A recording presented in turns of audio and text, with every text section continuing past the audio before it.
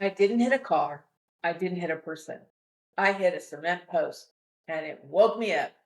And if you've ever been stuck in the same cycle, knowing deep down it's not right, this episode is for you.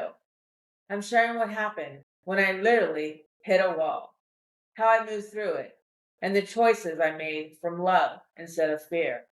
Plus, one quick tool to bring yourself back to a place of peace.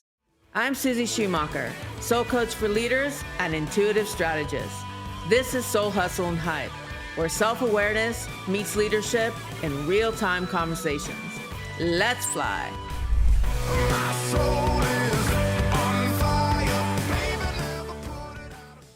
The moment I hit a wall, literally a cement one, it was recently this happened and I had just finished moving and I was really tired and I had to record my podcast and I had a little resentment about that. And I realize now is because it was going back and remembering certain workplace situations, and it was all coming from a lot of HR subject matter place and a mix of coaching, but all of those memories were just stirring up a lot of negative patterns that I have. And I was in a mindset that I call fear freeze.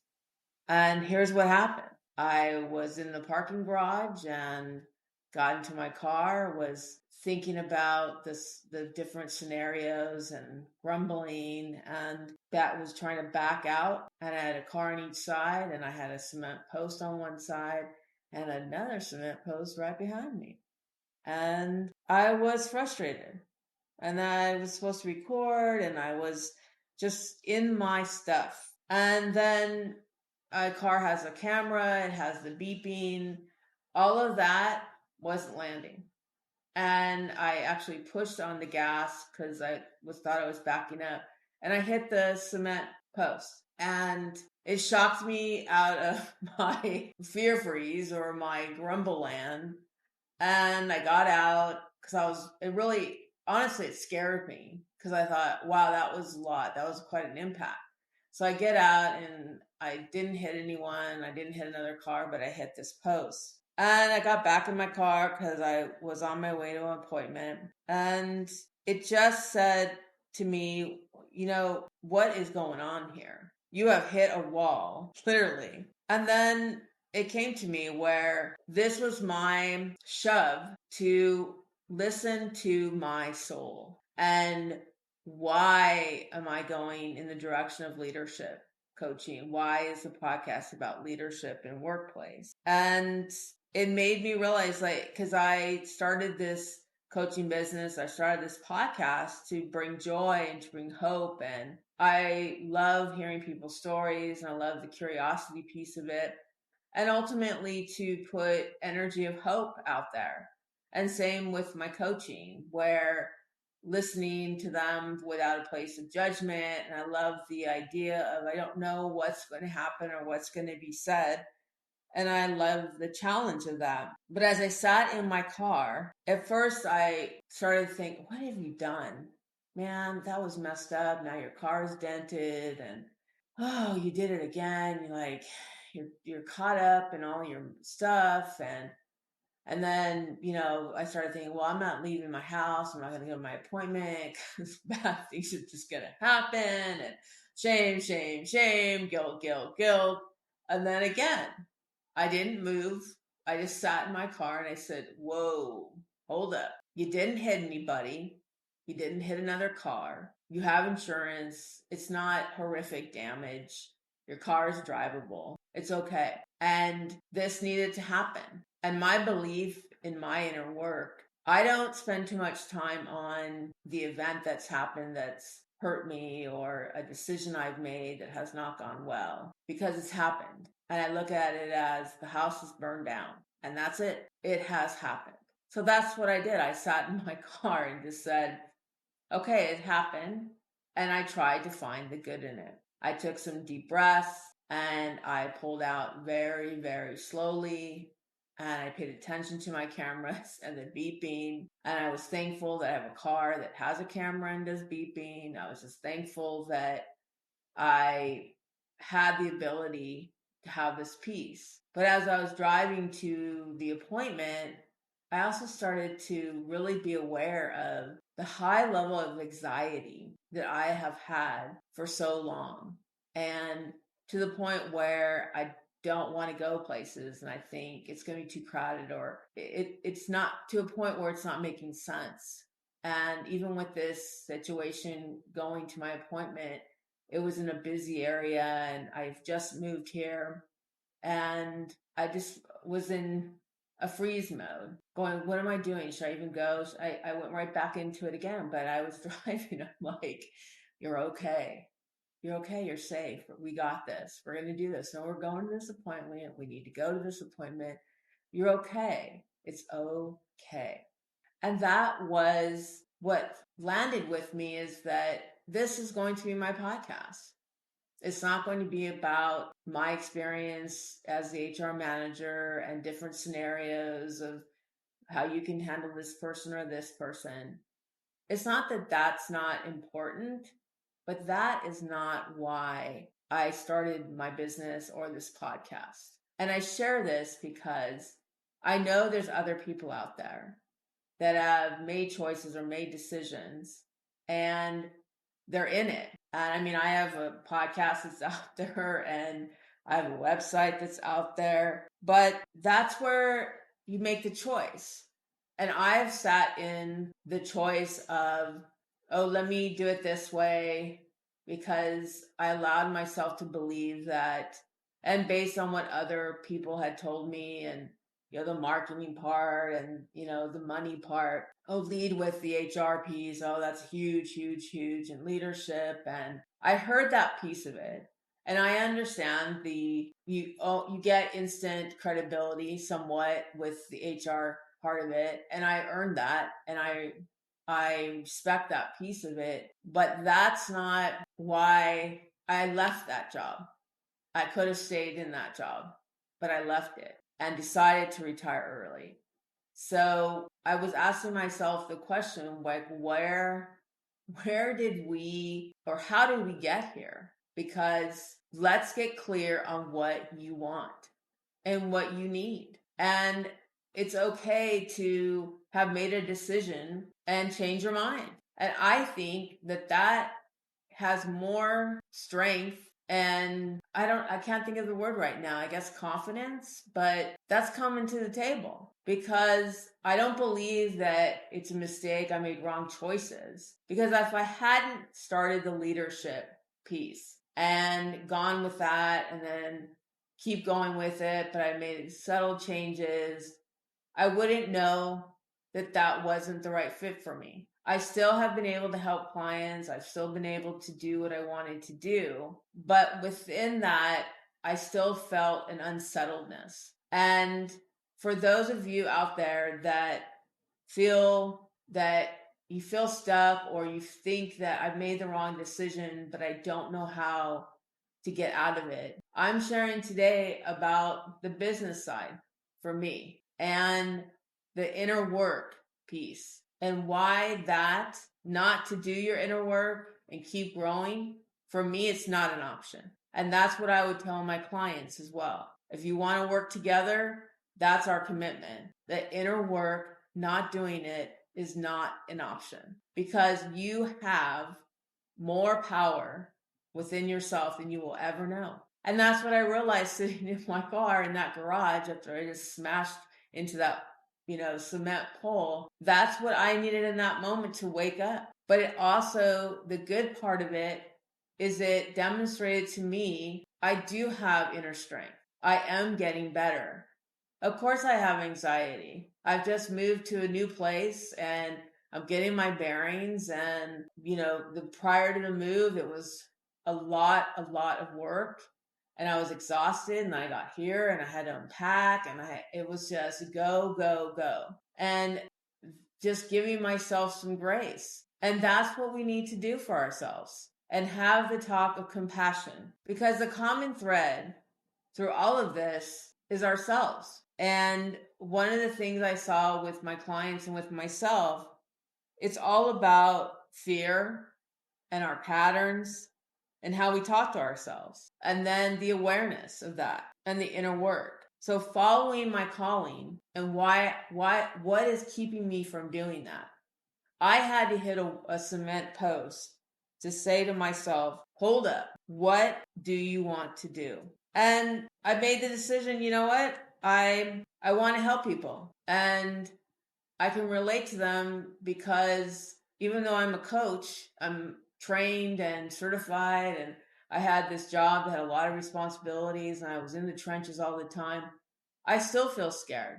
I still feel unsure. And because people don't necessarily voice all of their feelings or display that they are in a level of fear or despair, it doesn't mean that they don't need the help and the grace. And so, with this episode today, I want to share some tools that I do for myself and I'll share with my clients that can help you be with yourself and be in your space. And instead of letting the fear freeze take over, one of the things that I do, it's a very simple act. I hold my own hand, literally. I put my hand over my other hand and I tell myself, you're okay. You're safe and supported. Everything that's happening is for your highest good. I got you. And it's that simple. Holding your own hand. There's something about that connection. And what I love about it is it's just you. And ultimately, you know you best, right? And it's, you can have those conversations with yourself. And that's what I do. I'll ask, what are you feeling right now? Is this fear? Is it true? And what do I need right now? What do I need? And the answer was, I'm feeling overwhelmed. I'm feeling uncertainty. I'm feeling disappointment. And first I was kind of beating myself up a little bit, like, why'd you do this? Why? And what I needed was compassion and giving that to myself and giving myself some grace. And that also calmed me down. And I've used that in other situations I've had in my life where I could sense that I was getting into the hook and I was losing myself. And so that small act of compassion for myself, it activates something and it interferes with your fight or flight. And I've always called it the fear freeze, and it's very powerful, and I saw it in myself, and I started to see a lot in my career, and I see it in my clients where, your chest starts to tighten. You get an email, let's say that, and your chest starts to tighten, your stomach drops, your breathing starts to pick up, and you read the email, and then your mind's gone into this full-blown scenario, not based on what was actually said, but on what you think they meant. And this can apply to multiple situations, whether it's work or family dynamics or relationships, and taking a step back and looking at the pattern of it. And it usually happens when you're dealing with someone that already triggers you. Maybe they judged you or questioned your skills, beliefs, or made you feel unseen, but it may not necessarily be that person. It's how they act, what they say, that pushes that button in you. And so when you hear from them or see them, your nervous system goes off. But having that awareness is number one. And me hitting the pole, I was in my fear freeze. Beeps going off, car camera, didn't matter. And then another example that I had in my career was when someone sent me an email. And I remember to this day, all it said was, let's touch base before you move forward. It was a project that I was working on, and it was a lot of work. And I got that email. I read tone that wasn't there. And I even saw, when I went back to it later on, I realized I saw words that weren't even there.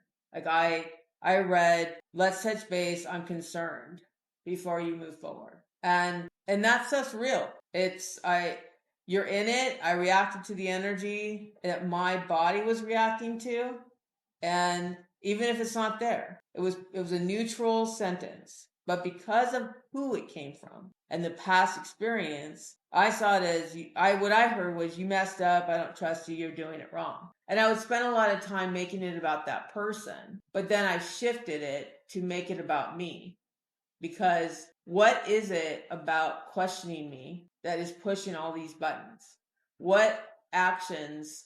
It's the action. What is it about that action that is creating that mindset in me? That is what I call the fear freeze. And when we respond from that place, it's usually over explaining, we get defensive, or we shut down, or we get angry. And then that takes us off on a whole nother journey. And we spend time focusing on them, and then we're not getting our stuff down, or we're not feeling good then.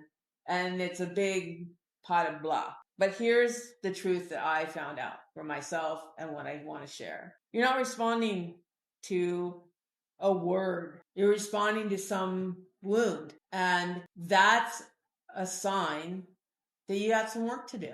You got to do a little investigation. And that's where the power of self awareness comes in. And it's work. And how I have found that what works to disconnect from fear freeze. Because let's be real, when we're in that state, we're in it. And it's real and it's intense. But take a step back and think about all the times when you have been in that state. How's that working for you? I know for me, it was never a win. I usually came out exhausted and not feeling the energy that I wanted to, and not being the person and coming from a place of my character because I was too busy in my stories. So what I started to do was I walked away. For me, movement shifts my energy. And if you can't walk away from the situation, and this is just an example for an email, respond, but just make it simple. All right, thank you for reaching out. I'll make sure that I check in before I move forward. That way, you've closed that loop, you've responded, and this can apply to any type of text. That let that connection happen. So you've done your deed there, but that's not the time to add what I call like the appetizers and a little extra. Take that time for yourself and take pause. That is one of the hardest things for us humans to do. It's just pause. And I'm raising my hand real high right now because I am a member of that club. It is so hard to take that pause. But when you start to do it and you start to see the shift and you start to see the results, then you'll start to do it naturally. And what I ask myself is that, okay, what are we feeling right now? I feel frustrated. I feel not trusted. And they don't believe in me. They don't think I can do this job. And that's when you ask, as far as the feeling piece, where is that coming from? Or what does that look like? What does that mean? Okay, I feel like they don't believe in me. Okay, what does that mean? And I do this with my clients all the time. And I could tell because we don't ever take it that next step. What does that mean? And that's where you kind of start getting the truth and walk into it. But yet you're coming from this place of curiosity. Like, what does that mean? They don't believe in me. Okay, well, they just gave me this huge project. It's a huge responsibility. So is that true? No. And if we walk it back even more, in my situation with that, I just felt like a lot of pressure, and I ultimately just wanted validation that I've done a good job. And there was also some things couple steps that I still had to finish that I know that was going to be a problem that they weren't done yet. So that was that little, elf hanging out on my shoulder going, well, part of this response, Susie, is knowing that step 8 and 7 still need to get done and they don't know about it yet. But the ultimate piece is you're able to have that conversation with yourself and also coming from a place of grace because your feelings are valid. You feel judged, rejected, but what does that mean? And find that out for yourself. And just talk to yourself. Okay, I'm feeling heat in my chest, my heart's pounding, I'm spinning, but I'm okay. This isn't a 911 and I am safe. And that's what I would tell myself. I'd say, I don't have to prove myself right now. I just need to get with myself and be clear with me. And that is where, at a point in my career, that being clear and honest with myself was not up for debate. And I had that agreement with myself where I'm not going to keep fighting to be who I am. But I will keep my integrity with myself because that is ultimately my power within and how I talk to myself. And when we give ourselves that time and that space, it is empowering. But you have to be willing to take that first step. And it's the power of choice. And that seems to be a theme going on in my life right now and in my business and my podcast is that the choices that we make. I mean, I'm a coach. I'm trained, experienced, and I'm deeply invested in my clients, but I still have moments when I get lost and I feel anxious and reactive and unsure. And I think, where is my peace? But here's what the difference is when you've invested in the inner work is I have that foundation and I can return to that. And that ability to go there gives me a choice and gives me a safe place to have that conversation with myself. And I can stay in the mindset that punishes me, or I can choose to be with myself in a different way. And what I say to myself, I say it again. Everything is for my highest good. I'm safe and supported, and I'm here for me. And think of your own mantra and what feels right for you. Like you say those words, pay attention to how if your body relaxes or there's no change or makes it even worse. But spend that time with yourself figuring out what works for you. Because for me to continue not to grow, it's just not an option. And now at this stage of my life, my definition of success is much different. Before I got caught up in the material things and, what I wore, how I dressed, where I lived, what possessions, like that proved that I was okay and I'm really this, I'm really that.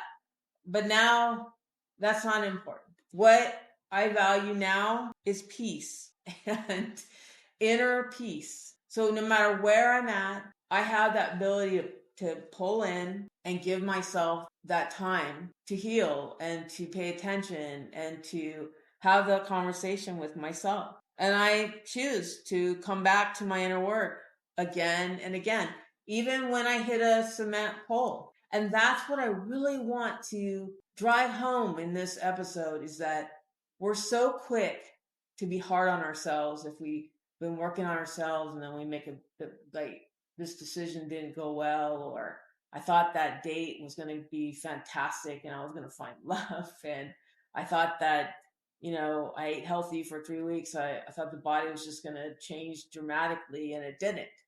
Or we did, the point of it is that we're so hard on each other. But what I suggest is that whatever happens in your life that you are receiving as it is bad, or I did this, or I did that, or why this happened, sit with it and find one good thing. Because even with this cement pole hitting my car, that moment shifted me into a mindset of I'm going to be true to myself and I'm going to do the coaching business the way I want to do it. And I'm going to do my podcast the way I want to do it. And both things are mine and I can do whatever I want with them. And I deserve to have joy and have my peace and hold my own hand. And it's really that simple. And you're in the control of it. That's what makes me in such awe that we have so much power than we even can imagine if you decide to take that time and do your inner work. And for me, I have my support system. I have my coaches for me, and I need that outside perspective. But even if they tell me, they walk me through, this is great that you've done this. They walk me through certain things. Ultimately, it doesn't matter if I am not ready to receive it. But you want to get in that space where you can be your own cheerleader and also be open to having other people support you in that journey. And one of the things that I started doing, and it came from a coaching session with my coach, because in talking things out about my business and about my podcast, I realized that I really have a hard time being proud of myself and saying, hey man, these are my skills and I'm pretty spicy and I can do this. And so what I decided to do was to reach out to people that I trust, and I asked them, how have I made a difference for you? How has my light and my energy made a difference for you? And I asked them to do it in a voice memo because I wanted to be able to listen to it. But then I transcribed them into little strips of paper and I put them in what I call my magic bowl. It's a ritual that I do. I pull them out and I read them to myself. Or when I'm on my walks or I'm having a bad day, I listen to them because they have no agenda and it's not a marketing tool. It's nothing other than pure love and respect for me. And if that doesn't light you up, I encourage you to find some way to get outside validation of your gifts because everyone has it, but we tend to not take the time to really receive it and pay attention to that. And it's all about the choice of seeing the good in what you've done in your life and also the good and the things that aren't so great. But ultimately within there is a huge lesson for you.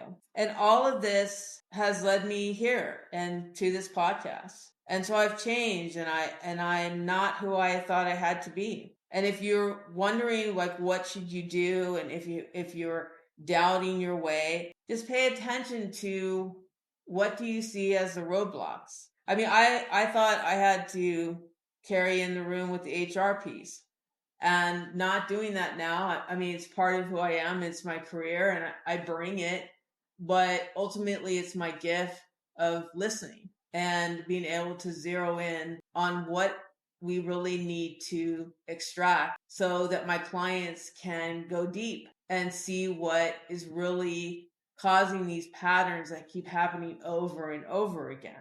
But the little voices of, oh, she's changing it again. She doesn't have credibility. She doesn't do this. She's confused. All that could be out there and be said. But what I know is when I started my coaching practice, it was to be there for people. And it's without judgment, no matter what they share. There wasn't any kind of shock or anything. And I'm grateful that I have the ability to create a safe space because I know when I needed that, I found people that were able to give it to me and my coaches, and it changed my life. And looking at it from another lens as well, picking your niche for coaching is one of the hardest parts of creating the business. So I'm giving myself some grace, and same with the podcast.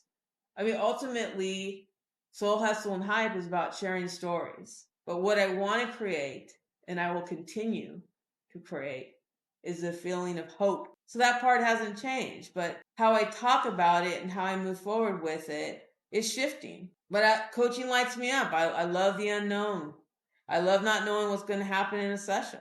And I love my podcast because I bring people on here that have stories or we do coaching sessions because what they have experienced, I know people can see themselves in it. Or they can say, oh my gosh, I'm going to try that. So if you're listening right now and you say, I want it to shift, but I'm scared. Well, here's a few steps that you can try. Get honest. What are you afraid of? Say it out loud and what you've been holding in. And then say, what does that mean? Notice what gives you energy and what drains it. Think about the things that you're doing that lights you up and write it down. Pay attention to it. Track it. And one question, what would change if you stopped doing these things that drained you? I mean, I made the shift and it's okay. And I did, if I hadn't have done the other, different versions of the coaching programs, I would not have known that it wasn't for me. So there is no bad decision because it takes guts to try things and it takes guts to say, hey, that didn't work. Is it ideal that it's in this public platform? Maybe, maybe not. But that's how it's rolling for me. And that's okay. And the same for everyone else, where celebrate that you had the awareness to say, hey, I'm not feeling this anymore. And the same with my job. I just said, hey, I can't do this anymore. And I left. And there was repercussions to that and I took some hits for it. But hey, I had to do what was best for me. And I found the good in my choices because now I don't have the constraints. I don't even know what that word is. I don't have the controlling pieces and the litigiousness and all these rules with the HR piece. Now I can be Susie and I can bring all my gifts to my clients. And within this podcast too, bring on people that can connect and share that energy. If you want the peace and if you want your joy, you have that ability. And don't let anyone tell you otherwise. And you can trust yourself, even if things didn't go the way you wanted to. And it doesn't mean you're starting over. And if it is a situation where you're starting something completely new, good for you, man. That is extraordinary, because that's strength, and that's inner strength that not everybody has. And when you feel lost, that's okay too. It only means that the fact that you know you're feeling lost, that you have self-awareness and you're having that strength. And so you're your strongest guide. You know yourself best. And so you have the power to be your own source of hope for yourself and others. So until next time, hold your own hand, choose what's true, and lead yourself home. Let's fly.